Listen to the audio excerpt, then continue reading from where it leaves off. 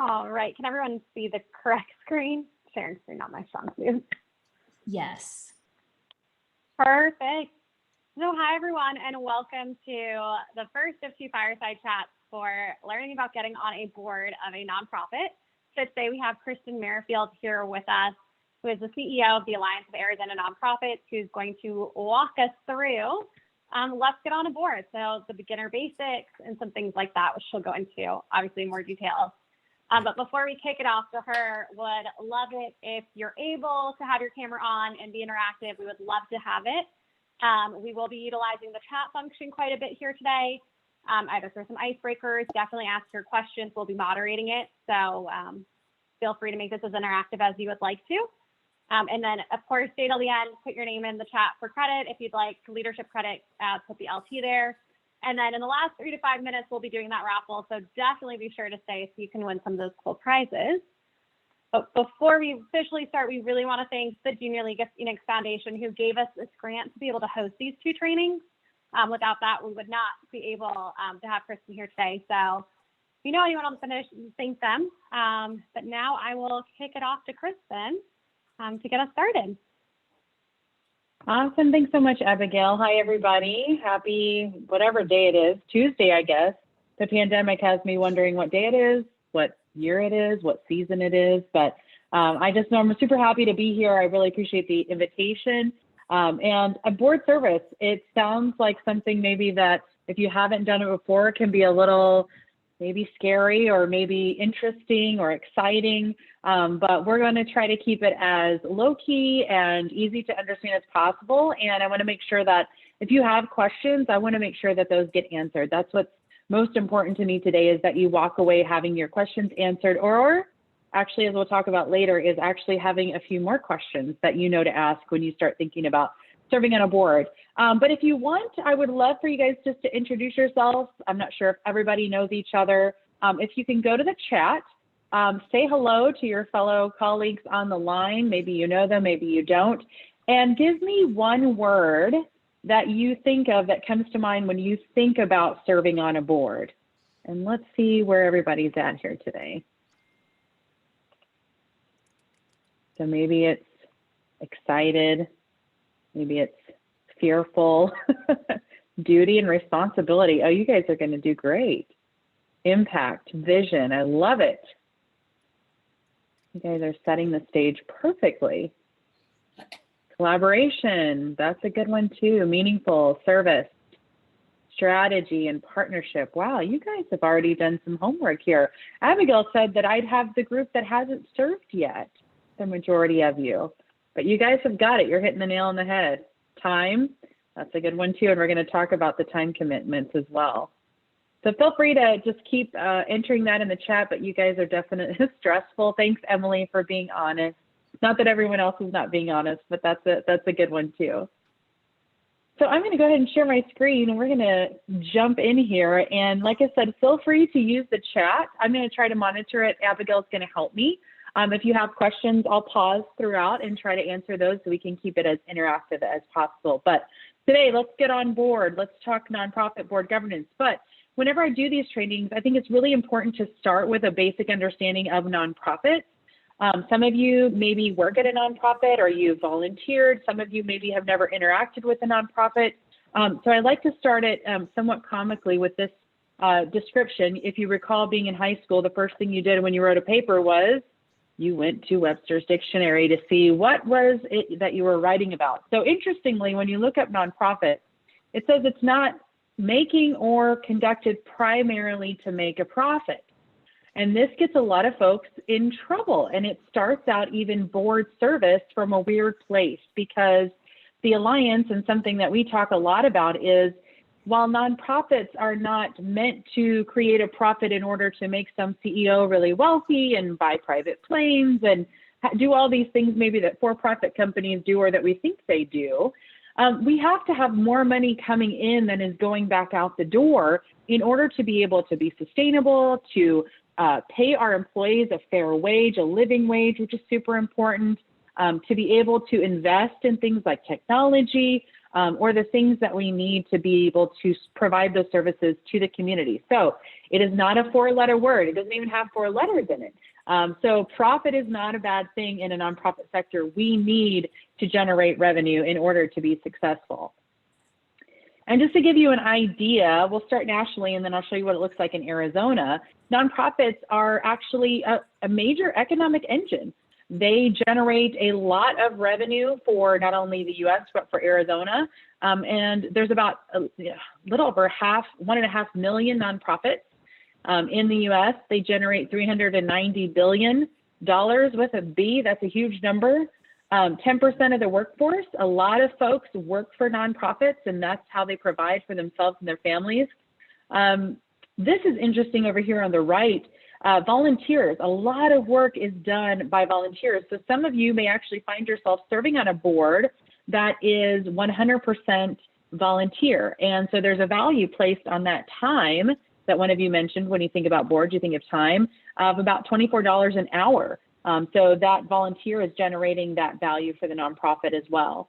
63 million volunteers serve at nonprofits, and then $193 billion is the amount of contributions. So when you think of all these things, and then of course there's this thing called COVID, you might have heard of it, that's impacting the way everybody does everything. When the Alliance, we did a survey early this year and asked how many volunteers had been lost from the nonprofit sector, and it was 73,000 volunteers.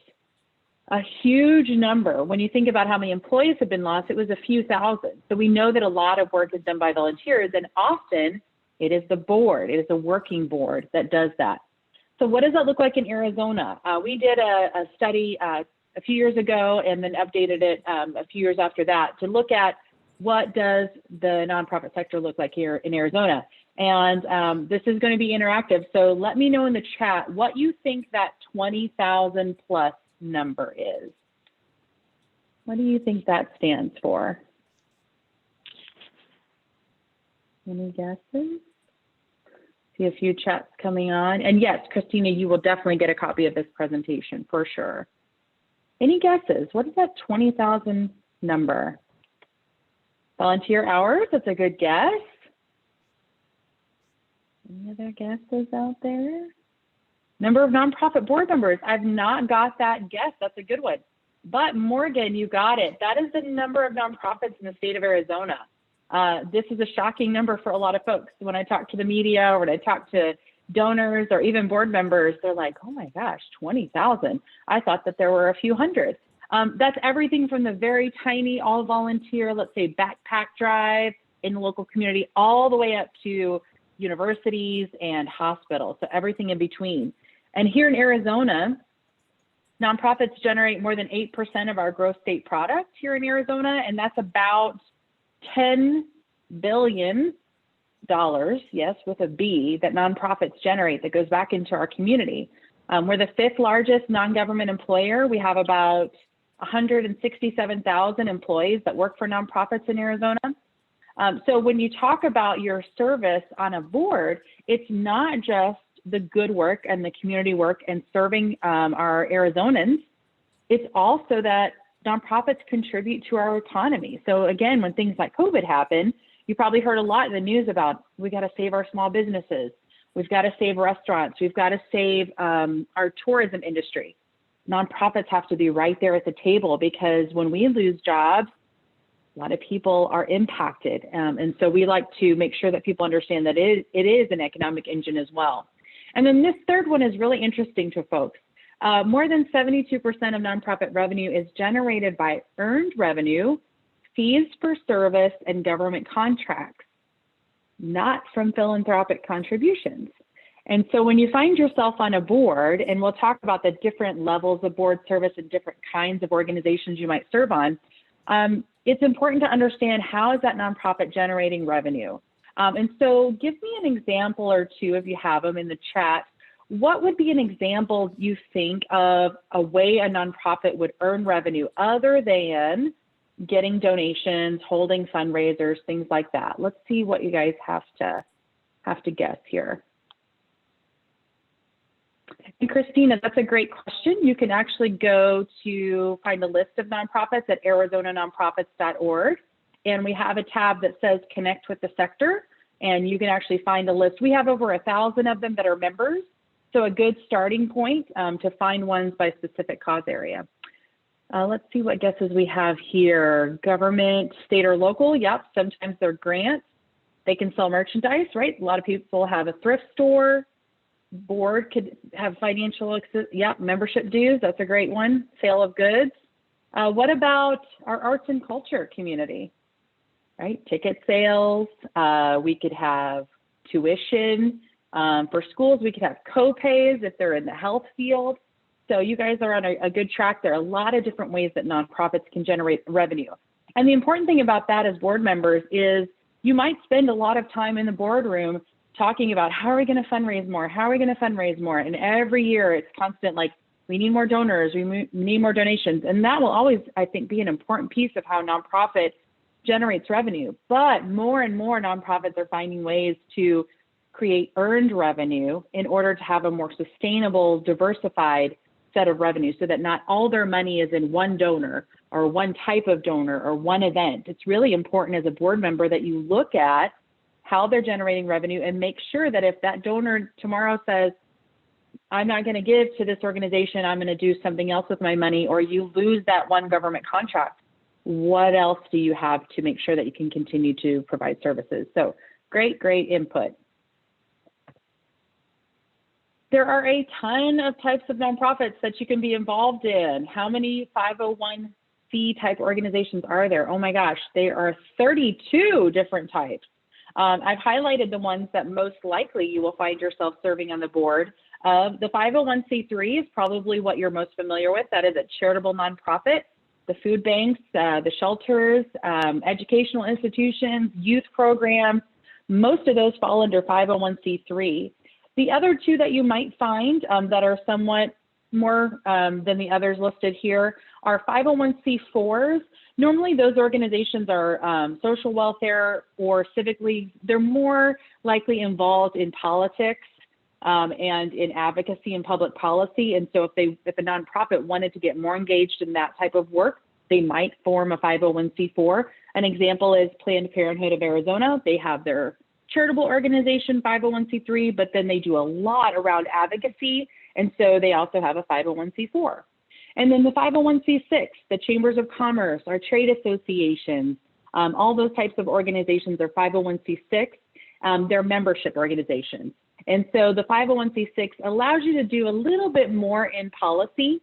We're not going to deep dive into that. Maybe if you come to my next session, we'll get into that a little deeper. But just know there are a wide variety of organizations that you can serve at, and each one might have a few different guidelines that you want to follow by. But today, we'll focus mainly on those 501c3 charitable organizations because the majority of you are probably thinking about serving on one of those. So all different types of organizations that are available to serve. These are just a few examples of ones that are here in Arizona. So you've got arts and culture, like the Heard Museum, Phoenix Theater, education, you've got charter schools, CASA Academy is one of our members, environment and animals, the Humane Societies. I always love doing Arizona Gives Day. Hopefully you participated last or 2 Tuesdays ago, our fundraising event. I love to see all the animal organizations because every time someone gives a donation, like a little pig will go across the screen or a bird, or there's something for everyone when it comes to animal welfare. Health, so the hospitals, they're also nonprofits. There's Banner Health there. Religion related, which could be churches, but it also could be things like Catholic Charities, St. Vincent de Paul, organizations like that that provide health and human services. Public and societal benefit, the Alliance falls in there, groups that are doing kind of more general community services. There's international, foreign affairs, and the biggest percentage, not surprising, is health and human services. So a lot of organizations fall in there, your shelters, your domestic violence organizations, food, all the things that work with the basic human needs that are really important to our city and of course, across the world. So this is kind of leads to what I mentioned about 72% of revenue being generated by things other than the fundraising, and this just breaks it up by $1. So if you think about $1, you've got over here about 30% coming from government grants and contracts, 50%, which is a big number, coming from fees for service, and then all of those other tiny little things in the middle that, again, a lot of organizations spend a lot of time on. And where this gets interesting and what you want to consider when you think about the board that you'd like to serve on is this slide here. So when you serve at an arts and culture organization, for example, the second one here, 50% of the income is coming from earned ticket sales, entrance fees to all the things that they provide. Only 10% of that is coming from the government. The government doesn't fund a lot of arts and culture type services. But then over on the right, 40% of that money is donated. So again, as a board, if you serve in an arts and culture organization, and again, this is not, you've seen one nonprofit, you've seen one nonprofit. So we're generalizing here a little bit, but you most likely are going to have a lot of things happening that are generating donations. People are naming buildings after donors, right? They're naming their halls, or they have all these, free tickets to communities in need or things like that. And then they're going to have a lot of conversations around how ticket sales are going and exhibits that are being installed and all the things that relate to earned income. But if you're sitting on a human services organization or an education organization, those percentages are going to shift. So depending on what type of board you're going to serve on, looking at the financials as a board member, you're going to see that different percentages have to do with different types of organizations. So the biggest and most important thing for you is to be comfortable with and willing to ask questions. So given this information and thinking about where different revenue is coming from, if you're a brand new board member and you're coming into the first meeting, or you're doing your board interview and you haven't started sitting on the board, what would be a good question that you might want to ask that organization? And you can go ahead and put that in the chat. What might be something that you're curious about and that you want to better understand? And there are no wrong answers.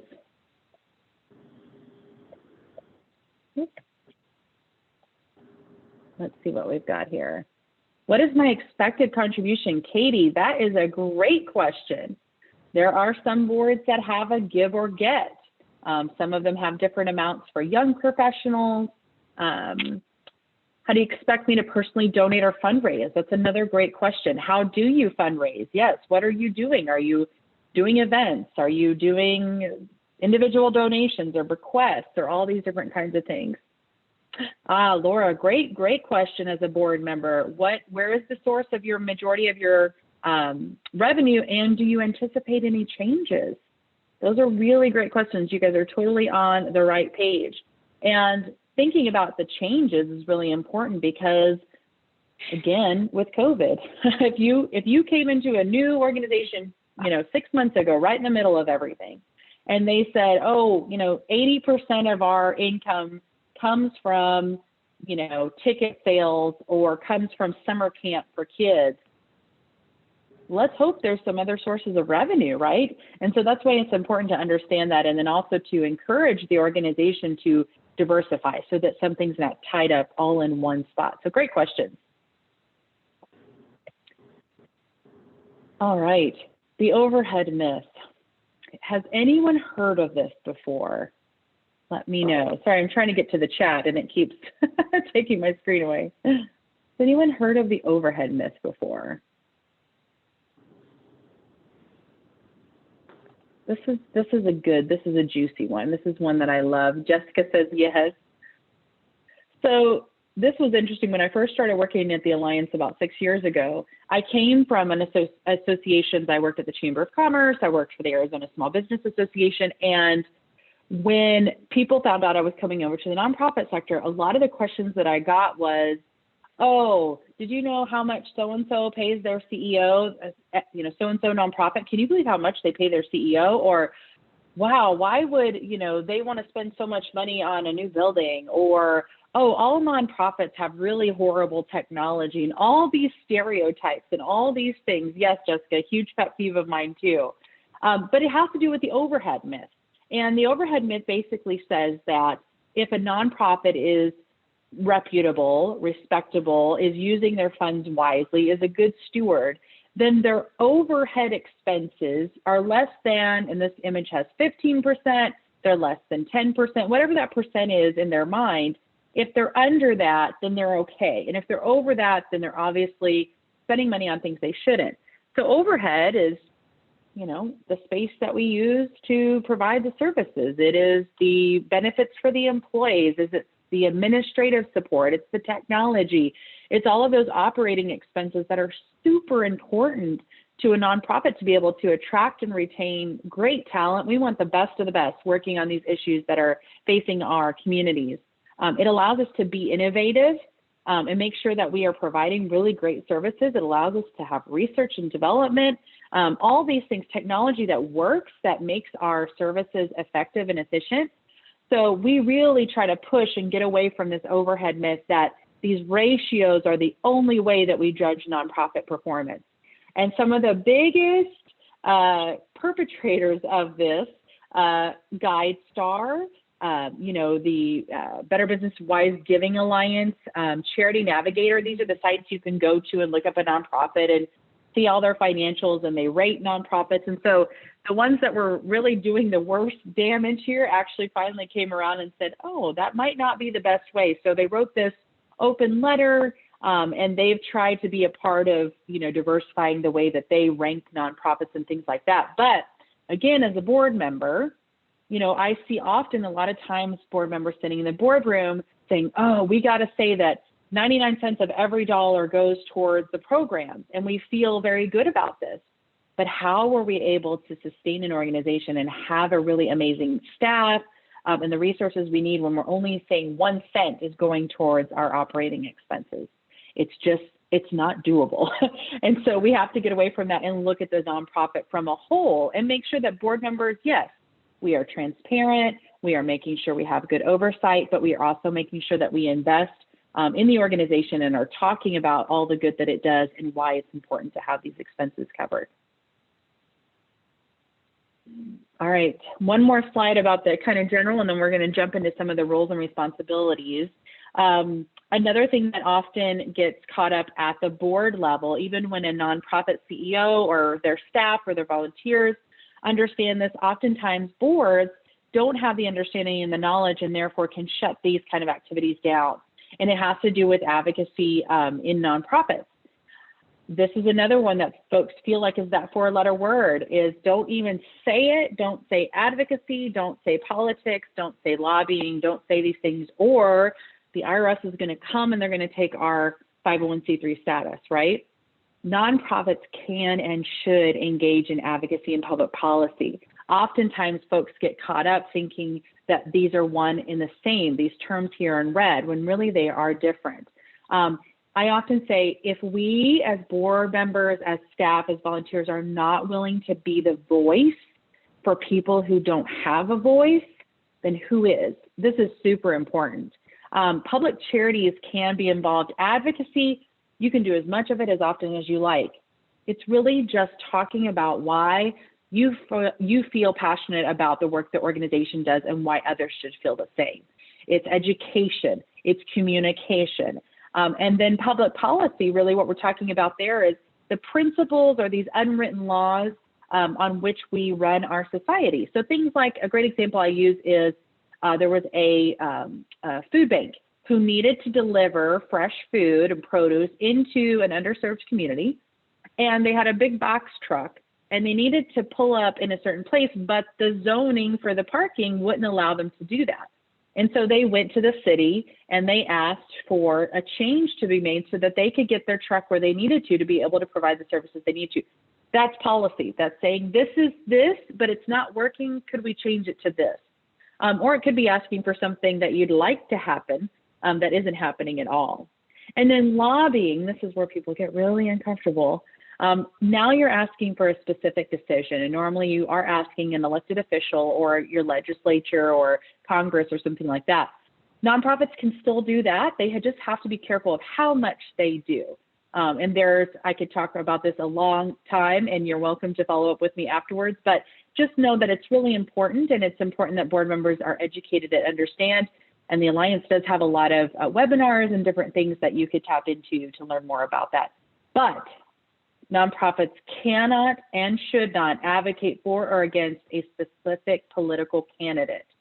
So that's the line. And that's what happens is folks think everything, advocacy, public policy, and politics are all in one, but really they're separate. So a nonprofit shouldn't say vote for so-and-so, or even vote independent, or vote Democratic, or vote Republican. That's where the IRS and the regulations for 501c3s are drawing the line. And back to my previous comment, that's why some organizations will create a 501c4, because it allows them a lot more freedom, as does a 501c6. They can actually get involved in more politics. All right, I'm just going to check the chat box real quick before I move on to the next section, make sure I'm not missing anything, and I don't see anything. All right, awesome. All right, so as you start to think about what type of nonprofit you want to join, you probably initially go to what cause area do I want to support, right? Do I want to get involved at a food bank or a shelter or a children's organization or arts and culture? But what I want you to also think about is what stage of organization do I want to get involved in? Because it's really important for a board member to make the right match with the stage of organization. We're going to talk about that in this next couple of slides. So just like a business goes through different phases from startup into growth, so does a nonprofit. And we do a lot of training and education at the Alliance around nonprofit life cycles. In fact, Susan Kenny Stevens, who you'll see noted there at the bottom, she actually did write the book, Nonprofit Life Cycles, and she lives here in Arizona now and does a lot of work with different foundations and the Alliance through the Nonprofit Life Cycles Institute. And so when you think about what type of board members an organization needs at any given stage, if you're a startup, so if the nonprofit has a founder, it could be one of you in this Zoom room tonight, that says, I see a community problem, I want to start a nonprofit to do that. And you start building your board. Think about, what type of board members would you be bringing to the table if you were the founder? It's a startup. Nobody knows anything about it, but they know you. So normally at a startup phase, I often tease anyone with a pulse. And that definitely is a little bit comical, but it's often people who know the founder. It's my friend, maybe family members, maybe people I work with, people who really have bought into, hey, Kristen is a great person, she has a great idea, and I want to support her. Now, at the startup phase, there's really not a lot going on, right? I mean, it's formulating the idea, maybe it's getting the 501c3 set up. There's not often a lot of things that the board members are doing. It's more of a personal commitment to that founder. But as you move up this stage and you move into early growth, you're starting to probably say, okay, we've identified this problem. Now we need some programs. We need to start doing something. And this flood zone here is in between each stage, because what happens in a flood zone, right? If you've ever driven in one, I hope you haven't, but if you have, it's a really scary experience, and you can start to feel like you've lost control, and you're probably going back and forth in your car as the water rises. It's an uncomfortable place to be in, but we have to get through it. And so what happens with boards is the board needs change in each stage. And if a board member came on in startup and there was no board terms, meaning how many years you could serve in the bylaws, they might stay all the way on to mature, and all of a sudden they're feeling weird and disconnected and not valued because the needs of the organization change. So when you move from startup to early growth, now you might need some board members who actually are willing to roll up their sleeves and start doing the work, because you may not have employees yet at that point. You may not even have a paid executive director. So those board members, we often refer to them as a working board. So if you love getting your hands dirty, getting in there, actually doing work, volunteering, maybe you're a photographer, maybe you're an accountant, and you really want to get in there and help, the early growth, the startup, these are great organizations for you to be at, because, man, they need you, and they need you really in a great way. As you move into late growth, and think of this up in the right-hand corner, it says age is just a number. So you could have an organization that is 50 years old, and they may still be in early growth. You can have an organization that's 3 years old, and they're already at maturity. So it's not necessarily a number of years. It's also not necessarily how many employees they have or how much money they have. It's just what stage of development are they in. As you move into late growth, a lot of times at this point, an organization probably does have maybe a staff member or two, a paid executive director. But at that point, it's really important fundraising. Fundraising is really ramping up. You've got increased costs. You're probably growing your programs. You need board members who are really not only engaged in fundraising, but who also probably have good circles of influence that they can tap into, or they might need some very specified board knowledge, like maybe they're hiring their first employer or two and an HR person on the board would be helpful. Maybe they're getting ready to buy a space to provide service out of or lease a building. They might need someone with real estate or legal. So you start to see the board take on experienced professional roles, which could be what I just mentioned, or it could be specific to the work the organization is doing. Could be a social worker, it could be a teacher, it could be someone who really aligns with the mission and that can provide that subject matter expertise. And then as you move into maturity, this is where it really gets fun. Let's say you had a board member, let's say you're the board member. Let's say that Abigail joined Kristen's puppy love nonprofit right when I started, because we love puppies and it's great, and me and Abigail are friends and she's been awesome. And she loves working with puppies. She wants to be hands-on all the time. She wants to plan the events, be at the events. She's really busy, obviously, in this scenario. But she stays on the board, and 10 years later, 12 years later, she's still on the board at mature phase. And now, you know, I'm the CEO. I've got 15 staff members. I've got my own, puppy playland building that I own. I've got CPA working for me, all these things. And Abigail comes to the board meeting, and she wants to talk about, you know, what color we're going to paint the puppy rooms, and can she come down and do that? And she also wants to be involved in the email and the social media. She wants to continue to do those postings, even though we have a marketing director. And you start to feel, right, what I described. Abigail's going to feel, well, why I want to be engaged and I'm not able to be engaged the way I was 7, 8, 9 years ago.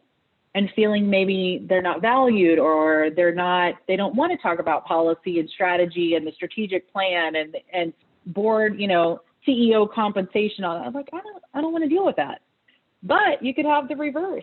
You could have someone who does want to be involved in all those things, maybe doesn't have a lot of time to give, but they're still very supportive of the mission, come in at early growth, and it's like, all hands on deck. We need volunteers. Who's going to do the silent auction? We need you to make calls.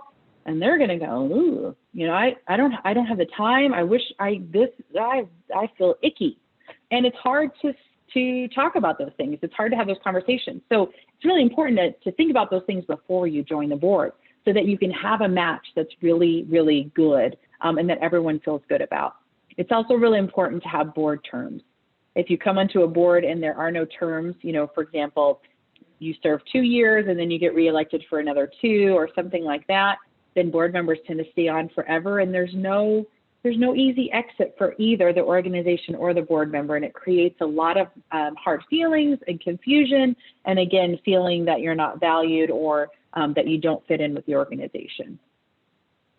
So I'm not going to go through these slides in detail, but these come directly from the Nonprofit Life Cycles book. So I definitely would recommend it if you want to learn more about it. But it talks about what the board looks like at each stage, and what kind of board members or how the board is operating and how it's changing as you go through. So with all this being said, I'm going to go to you again and ask you, if you were going to interview for a board, you found one, a cause that you connect with, something that you think you'd really enjoy, what kind of questions related to what we just covered would you want to ask in that interview stage, either of the CEO, if there is one, a founder, or maybe even a fellow board member? Go ahead and let me know what questions you would ask in the chat.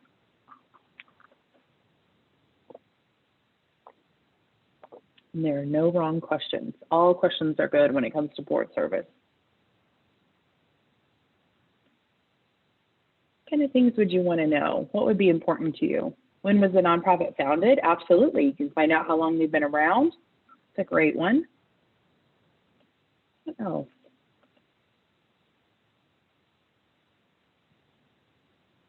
How long has leadership been involved? Yeah. either the staff or the board, right? Staff might be good long-term, and board, if you had a board member for 25 years, that may or may not be good. What is the strategic plan? Yeah, great question. What is the board currently focused on? What are your goals for this year? Are there board committees? Great question. Yeah, these are all great. What about, what is the board role and responsibility? You know, what does that look like? Are we going to be doing work? Is it a working board? Or is it focused on policy and strategy? What kind of things am I going to be doing? So you can make sure that you have the time and the interest to make that commitment. Any guesses on how long a normal board term is? How long do you think that first initial term normally is? Yep, Cindy asked how long is, 2 years? Yeah, that's a good one. 4 years, 3 years? Yep. You guys are all in the right stage. Yep. We normally see 2 to 3 years is average, but I have seen some 4 years. And then the other important question is, okay, the term is 2 years, but can I renew it for up to, 4 times and then I'm serving 8 years? That's a long time. Even 2 years, especially as a young professional, that's a big commitment. You might not know what your life's going to look like after that. So when you make that commitment, you want to be willing, unless some major life change happens, right? Which absolutely happens, that you're able to commit to that time. All right, this is something I want to stick in your heads if you can. I'm going to repeat it a couple times to the rest of us. A board member is a steward of the mission of the organization on behalf of the community. So sound off in the chat. What do you think of when you think of the word steward? What does steward mean to you? A caretaker. I love that. Emily, it's totally fine to be honest. A secretary, to be honest. Gotcha. Take care of, responsible, advocate. I like that. Yeah, a couple advocates there. So a steward, you are in charge of this mission. You have been entrusted to take care of it. The North Star. I love that, Vivian. So it is a heavy role and responsibility. And every time I do this training, in a variety of ways for a variety of audiences, I want you to walk away, or at least step away from your couch or your desk, wherever you're at, after this and say, wow, being a board member really is a heavy responsibility. Yes, you can have fun. Yes, it is filled with really great feelings and passion, but it is a responsibility because you've been entrusted by the community that relies on the work that organization does to make sure that it has the financial resources it needs, that it's being governed well, that there's not any fraudulent activities going on, that we are being good stewards of the gifts and the donations we've been entrusted with. So it is a heavy responsibility, and one that you should take not only with joy, but also to be serious about that commitment for sure. And there are actually official legal board duties. So I always want to make sure that folks understand what those are.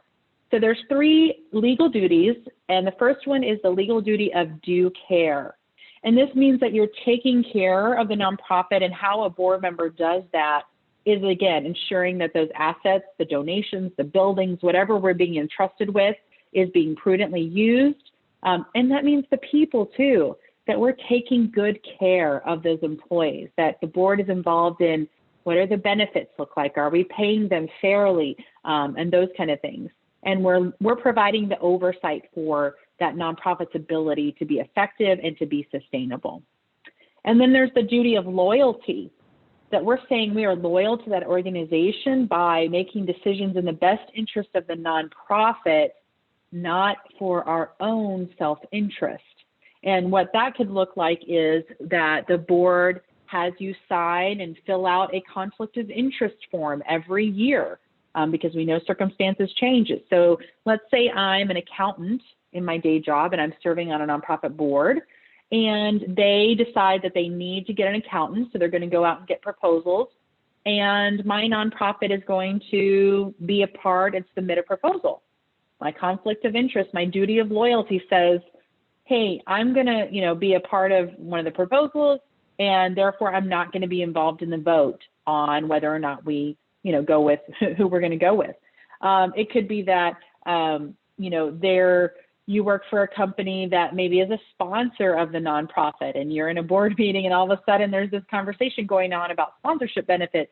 It's about making sure that you talk about those and you put them out in the open, not that you have the conflicts. A lot of times folks think like, oh, I shouldn't, I should get off the board, I shouldn't be involved. And it's not that. You can do it in a way that takes care of that duty of loyalty by just expressing when you do have a conflict or a potential conflict. And then the duty of obedience, ensuring that that nonprofit is obeying the applicable laws, things like filing a 990 on time, making sure that you adhere to the purposes of your mission in your articles of incorporation. Make sure you know what that nonprofit is setting out to do. That you're filing corporate filings or payroll taxes. Whoo, that's a big one. Once you have employees, you want to make sure you're paying those payroll taxes. So making sure that you're keeping track of that. And again, you don't have to be the knowledgeable person that knows all of these things. So don't be fearful of, I don't know that information, so I shouldn't serve. Your duty of obedience says, I'm going to ask the questions. I'm going to recommend we have the experts that can serve the organization that do know these things. So it doesn't always have to be you doing it. Unless you're working board, you might find yourself in that spot. But it just means you're making sure that those things are taken care of and that you know that they are. All right. Board basics. This is where the rubber meets the road. This is your list, your top 10 list of things that you will be responsible for pretty much at whatever stage of organization that you find yourself serving on. It just might look a little bit different or feel a little bit different or might be at a different level.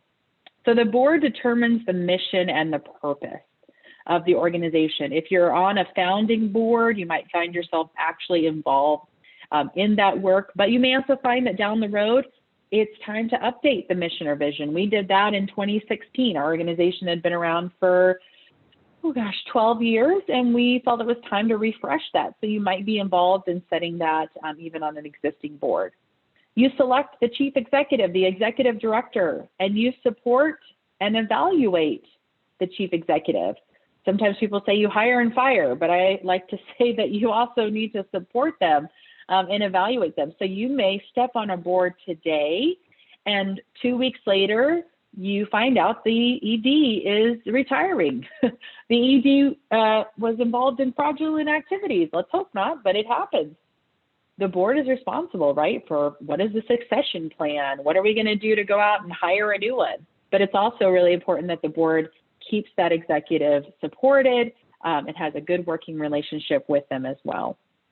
You ensure effective planning. So somebody asked earlier, a great question to ask would be, is there a strategic plan? Let's look at that. Are we following it? How often is it updated? How do we make sure that we're planning effectively for growth or for contingencies? We monitor and strengthen programs and services. So depending on the stage of growth that you're in, that monitor and strengthen might actually be hands-on, right? You're helping develop, create, and maybe even carry out. If you're at a mature level, it means that are you getting the data to see how those programs and services are being run, to see what kind of data you have on their effectiveness. But at that mature level, I often say your fingers are your nose is in and your fingers are out, because we don't want you in there doing the work because we have staff, but we still need the oversight of those programs and services. Ensuring adequate financial resources. This could mean that you are fundraising, right? A lot of you asked questions about that.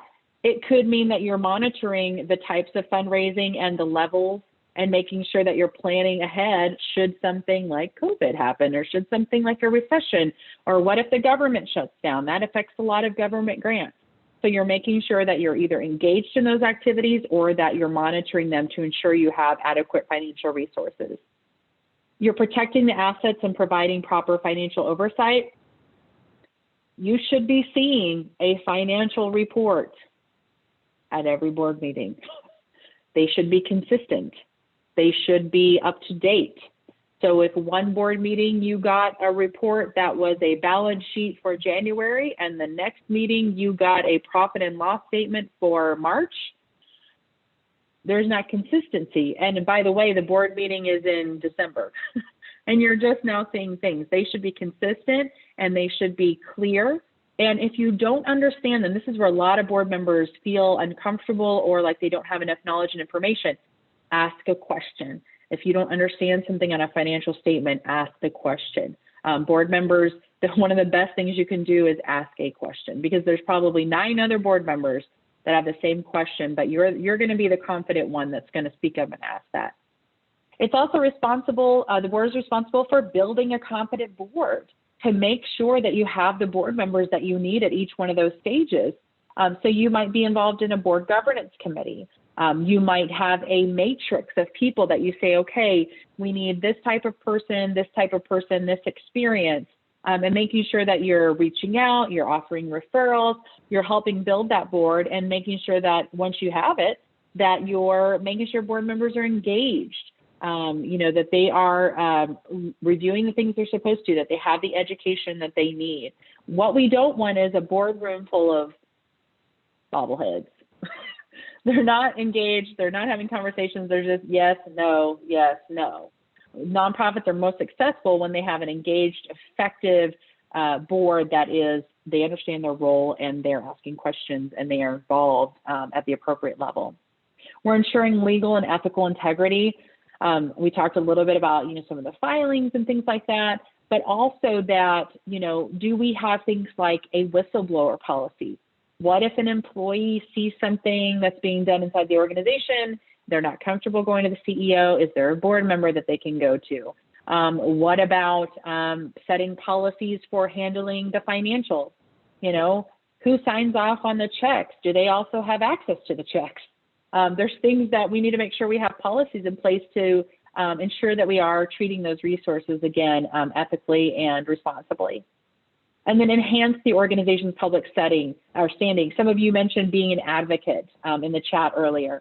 And absolutely, as a board member, you are representing that organization. Once someone knows you sit on that board, you become an extension of that mission, of that reputation. And people often ask me, well, what should I be aware of as far as on my personal social media? I have views and I want to share my things about social media, but then some people know I'm on this board and maybe they don't align. Obviously, your own social media is your own social media. You are a human being. You are an American. You can do what you'd like. You've got freedom of speech. But I often consider, what hat are you wearing at what time? And pre-COVID, when we were attending events, I would often tell people, think about what hat are you wearing when you walk into that event, that gala, that bar, wherever you're at hanging out. Do people see you as Kristen Merrifield, wife of Brent and, has Max, that's the dog at home or whatever? Or do they see me as Kristen, the CEO of the Alliance? And so think about what hat you're wearing and how you can best represent that organization. And if there is something that conflicts between yourself and the mission of the organization, that might be a pause, right? That maybe that's not the right organization for you to serve at. So these are the things I want to have you ask yourself as we're getting close to the end here. We've got maybe a slide or two more, but these are the questions that are really important when you're thinking about serving on a board. First of all, where is your passion? So sound off in the chat and let me know if you had to make a guess right now, where is your passion? What type of organization would you want to serve at? Often that's what drives us, especially if we're doing this just for our own personal, development. We want to serve on a board because we do have passion for the organization. Sometimes in our careers, we get what I term voluntold to serve on a board because we're in a certain position at an organization. And I challenge folks, we do training for APS and SRP and banks and different places. And they're like, well, I have to serve on a board because I'm VP of blah, blah, blah. And I'm like, well, I still challenge you to find a connection to the mission. Your parent, a friend, something is connected to the mission so that you can have that connection. Let me see what everybody's sounding off here. I want to know what you guys are interested in. Civics, community health, women, children, education, literacy, foster and adoption, serving at-risk kids, animals and elderly, basic human needs. These are great. arts education. So many great organizations out there need you and need your talent. And when you can connect that passion, it's so much more powerful. And then once you know that passion, do you want to apply your passion to a board leadership role? Sometimes you might be better off being a volunteer, serving on a committee. We talked about, board terms. There's time involved. There's that knowledge. There's that giving that expertise. You may want to serve at an animal welfare organization, but their board is at the startup, and you want to be at the mature level. You might want to think which organization you might want to serve on based on your time, your stage of life, and what you want to give. And then what skills or assets do you bring? Is there a match there? Sometimes, I've seen folks who are an accountant by day, and the last thing they want to do at 5 o'clock is go and be the treasurer for a nonprofit. Others are like, oh my gosh, I could crunch numbers all day. I would love to do that.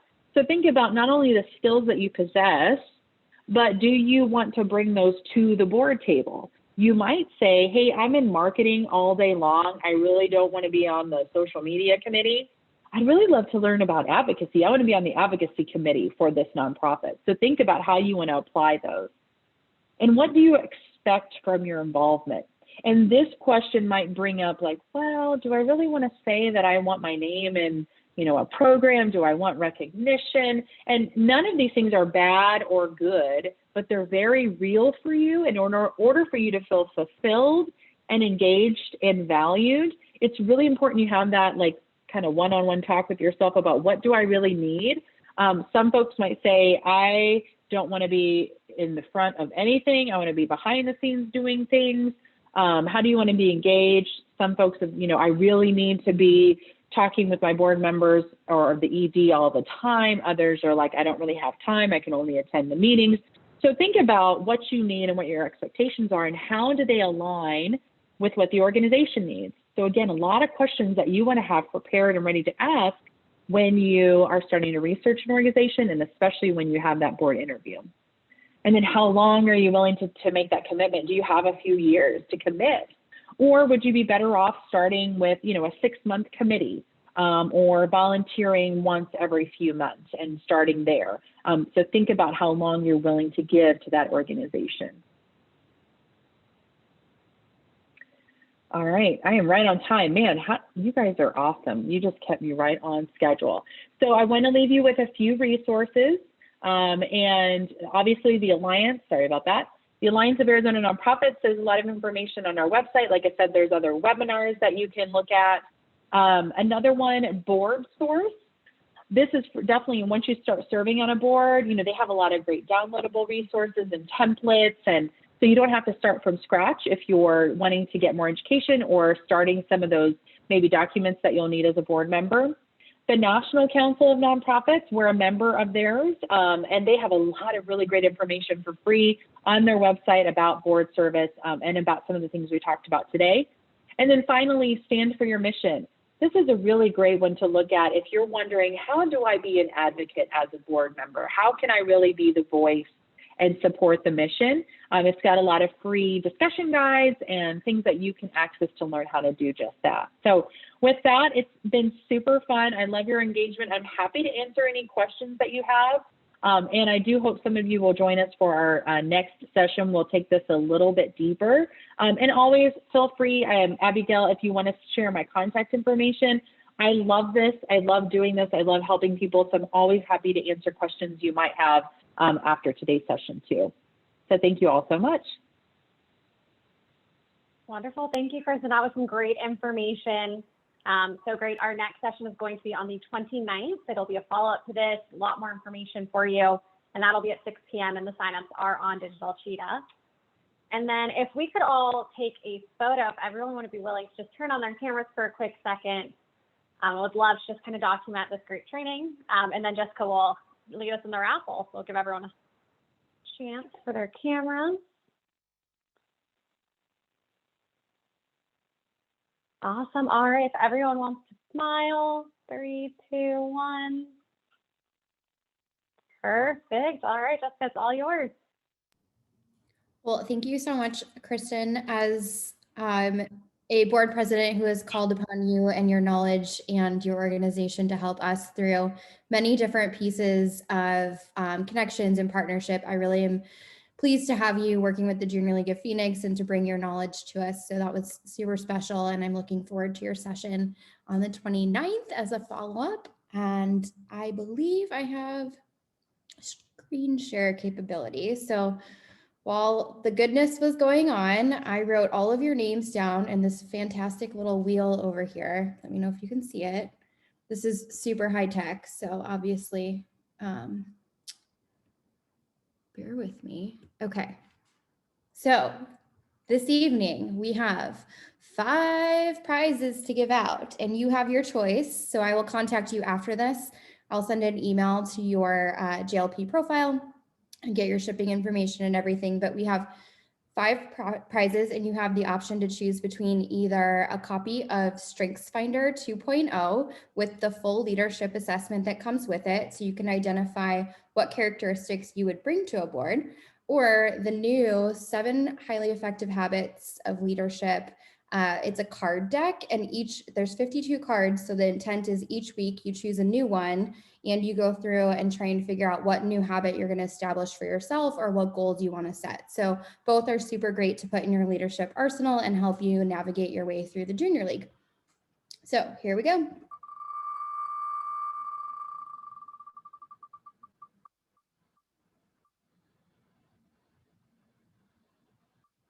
What?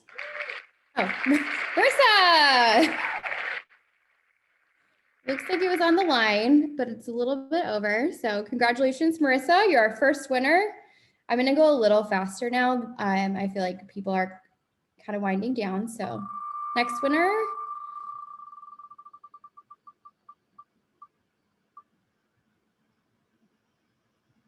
Melissa.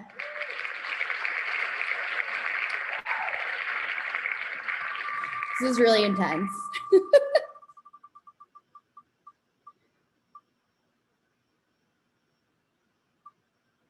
Oh. Eileen.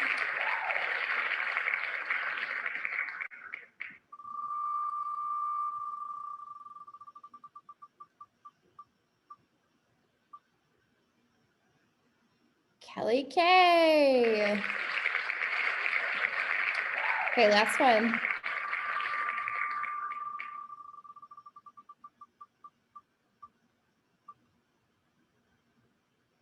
All right, this is what I get for using a free resource.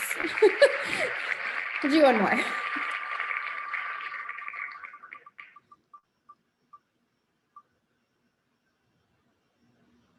Nicole.